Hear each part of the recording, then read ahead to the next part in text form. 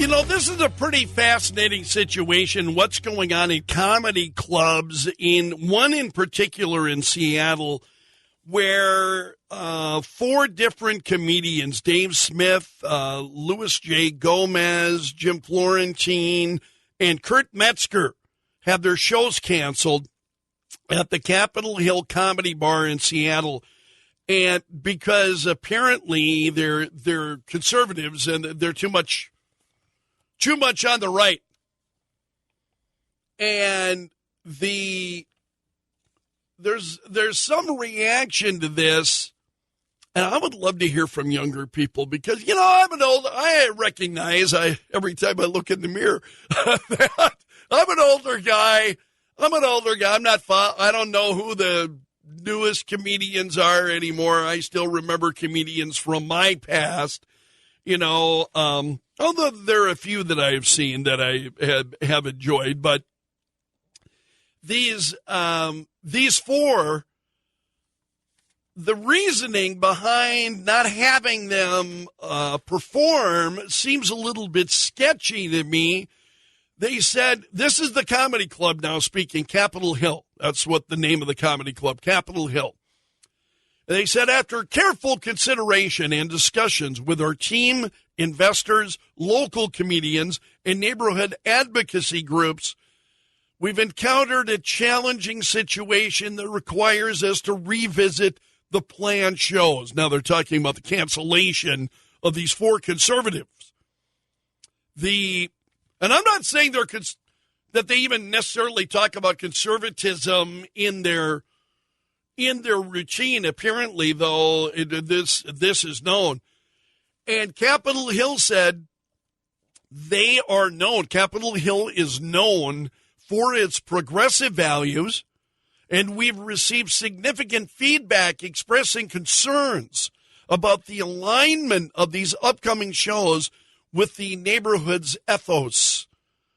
This feedback includes concern from local advocacy groups that are deeply embedded in our community and work towards upholding its values. And so it's like, what? I mean, what's going on in comedy right now? And what's happening politics is always a part of comedy because, and I think especially now with politics becoming more of our life, it's hard to escape politics. I don't think it's ever been more difficult. Well, for some. I think those of us who are grounded, those of us who live in reality, it's never been more difficult to escape politics because we see it everywhere. We see the results of it, whether it's on the border and on and on and on. And what we see happening in large cities and law enforcement and all of these things and what's going on. So politics is very much there are comedians whose political views I have not agreed with, and yet I have found them now again, I'm an old guy, so I got to go back a little bit. George Carlin would be somebody who I've seen before. And I always thought, and it wasn't until I started getting older that I had, and I'm not sure whether it was because I was getting older or George Carlin was getting older.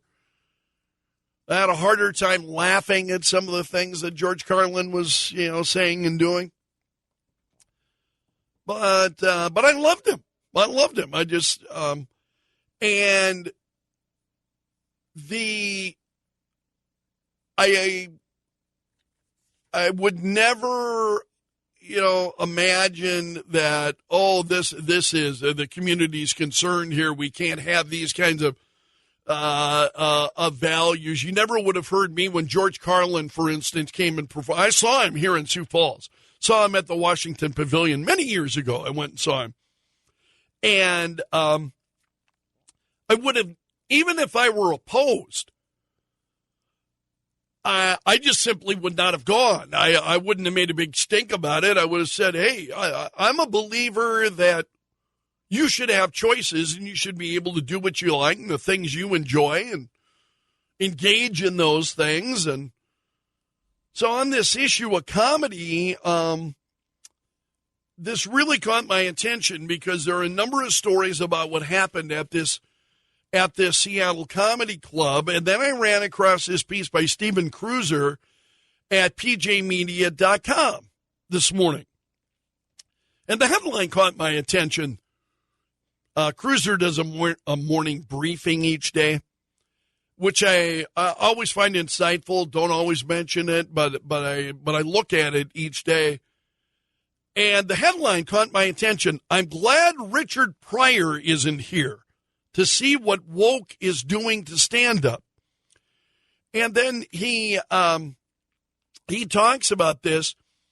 Now, again, I don't know if this because you have people who are in comedy who feel closer to it. And he said, he's got some personal experience then doing stand-up comedy. He started in the early 1980s, and he said it was a big free-for-all. The comedy boom had been booming for a couple of years. Comics had the freedom to do whatever we wanted to do on stage. And he said, okay, nudity was off limits, but any rumors you may have heard about me, he said, are probably lacking context, he said. But he said the 80s were a good time decade, and there was a lot of creative freedom. And that's, I think, really the question at the heart of this. What's going on is creative freedom under assault in our country right now. When, you wind up seeing comedians then who are saying, as I mentioned, the Capitol Hill Comedy Bar in Seattle saying, we're known for our progressive values. You're a comedy club. See, that alarms me right. I mean, now, if that's the crowd you want to appeal to, fine. That's fine. The thing is, I just find a lot of these people on the left are not all that funny. They're not funny. They're just not funny. To me, that's my own point of view, my own sense of humor. So this piece by Cruiser, and he said, talking about the 80s, he says, it was glorious. One of the hallmarks of the era was that people were eager to enjoy themselves when they went to comedy clubs. Yes, comedy is subjective, but it's easier to laugh when you're looking for a good time. And you've got to, that's what I have always done. If I were going to a comedy club or I was seeing a comedian, my goal is to have fun. I want to have a good time, right? I want to laugh. I want to be entertained. I want to just have, and Cruiser writes that much different now today. And he says, these are his words. He says, woke leftism is so twisted that it manages to turn young people into bitter, pinched, get out my lawn types. And they seek to be offended. They want to be offended. And he said, stand-up comedy is one of the last lines of defense of free speech in the country, which greatly offends the woke crowd. They've been coming after comics for several years now. And, yeah, it's and then he refers to this story that I just shared with you about these comedians, the 4 comedians who were told, don't ever show up in downtown Seattle again. And he goes on to say, and I would agree with it, comedy has nothing to do with community values. I've always thought it was a shared human experience, right? Comedy. I mean, admittedly, comedy is subjective as It's incredibly subjective. You and I might have extremely different opinions on what it is that's funny. And we may look at things remarkably different. So, but that's some of the beauty of it. I mean, you and I may see a comedian together, and you may think he's hilarious, and I may didn't hit my funny bone for whatever reason. I think a lot of different reasons why comedy may not resonate with you, but honestly, it's probably the other way around. I'd be the person more likely to laugh because I just love laughter. I think the world is too short on laughter. So I enjoy laughing. So I go see a comedy show, and I don't have any problems. Same thing going to see a movie. If there is something in the movie that hits me close to home, I don't get angry about it. I try not to unless it's just patently offensive. And that's got to be pretty over the top. I mean, you got to be over the top offensive for me to get wound up. The most things, it might cause me to go, okay, that I recognize that's me. I may see myself in something and go, ooh, yeah, that's a little uncomfortable because I've done that. That's me. Sometimes you can laugh at that, and sometimes you can't. It depends. Depends on how close it hits to home. But I enjoy that. I enjoy that experience. So the whole idea of community value, do you think it's comedy's job to promote community values? So I'm very curious to get your thoughts on this. 605-336-1320 is the Kello hotline. 605-336-1320. I mean, I saw this story. My reaction is, oh, great. Okay, here we go again. Now we're going to screw up comedy like we've screwed up everything else. Right? We're going to mess up comedy. We got to take the fun out of everything like we have with everything else. Oh, man, it's just drives me absolutely nuts. But there is something to be said, I think, is, the issue of stand-up comedy and free speech. And why then and you see this then even, on issues like you start talking about Israel and you support for Israel, you're supporting Israel, and the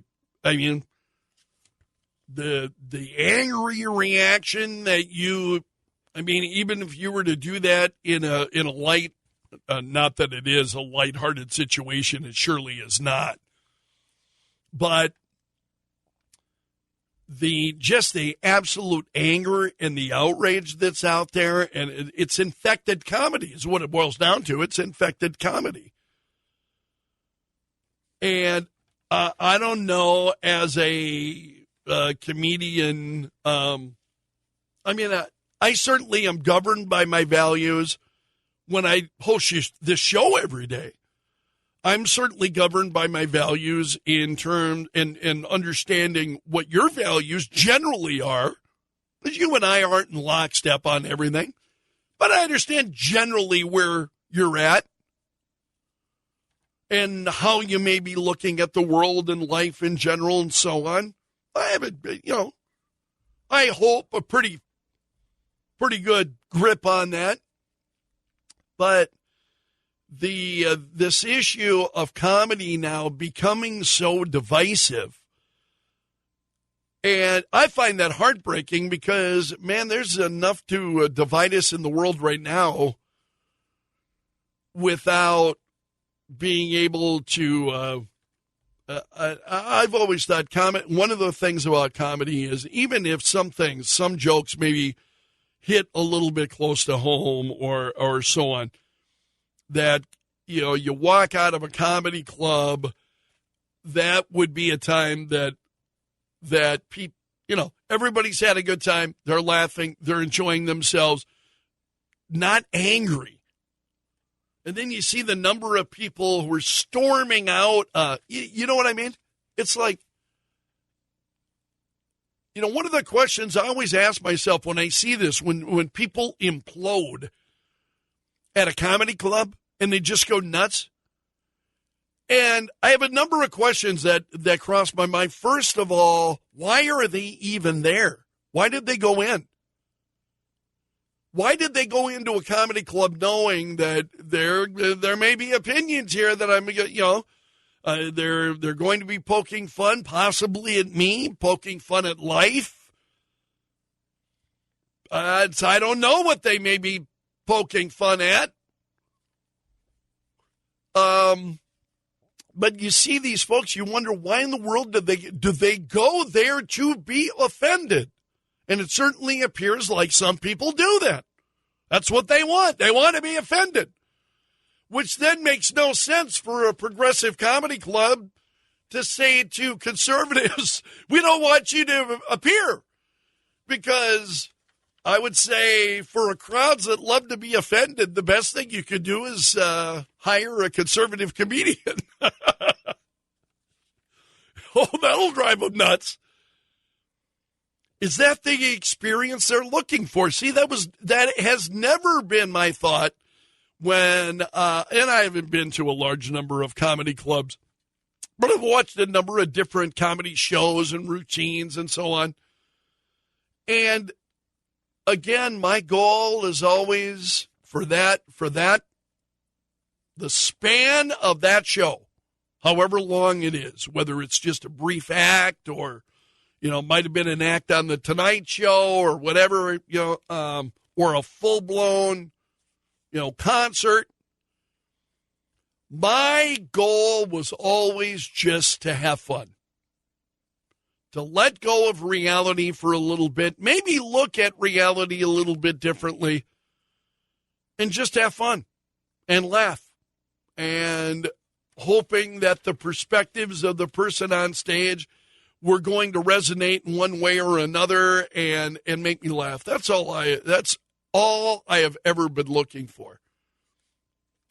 So I got to say, I just don't understand the anger that some people, I can't imagine ever getting up. Now listen, let me preface this maybe a little bit more.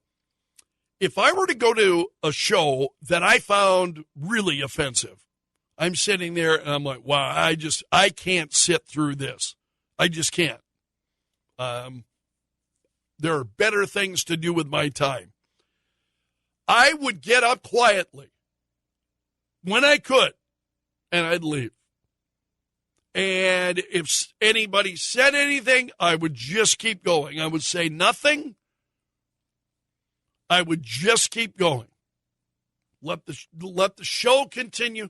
I would not stand up, bring attention to myself, start shouting at the comedian on the stage. Where does that come from? I watch that, and I've seen, now part of that is alcohol, understood. You get people liquored up because they want to have a good time, so they're liquored up. And when alcohol is involved, we don't make good choices. So that I understand. Alcohol, all right. But honestly, do you know how absolutely blithering intoxicated I would have to be to stand up and start shouting at a comedian? And I'm not saying that it's impossible. That would never happen. I could never do it. But you know how I would have to be so intoxicated that I could barely stand before I would engage in that kind of behavior. I just wouldn't do it. I would just get up. I would leave, and that would be difficult. It's like, okay, this can be tough. Let's go. I want to get out of here. Let's go. And knowing it would be tough, I would just get up. Again, I wouldn't say anything. I wouldn't react to anybody. I'd just get up. But this inability, I think, of so many in the country then to be able to laugh and to be able to, and with conservative comedians then being singled out over this. One of them was talking to Fox News. This was Kurt Metzger. And he was responding to this on one of the, this was an interview. It wasn't, Fox News had this story, but it was the Jason Rantz show. He was talking about it. And he said, what's going on at the club? He said, the people that came to this nonsense, they don't deserve anything except some mockery, some hilarious mockery, he said. And he said, I don't wish the club owner anything bad. I don't want to see anything bad happen to the club owner. But he said, we just have to point this out and ridicule the hell out of it, he said. It has to happen because, like I said, never again. So what you have to do is ridicule these people so badly. He said it's vital to metaphorically carve their mark in their forehead so they can't pretend that they weren't part of this woke culture. And then mock them, but don't ever let them get away with. And he said that this woke nonsense is dying down. And I thought, is that true? I don't know that that's true. I don't know that I've seen evidence that this woke nonsense is dying. I'd like to think it is. Anyway, that was his perspective.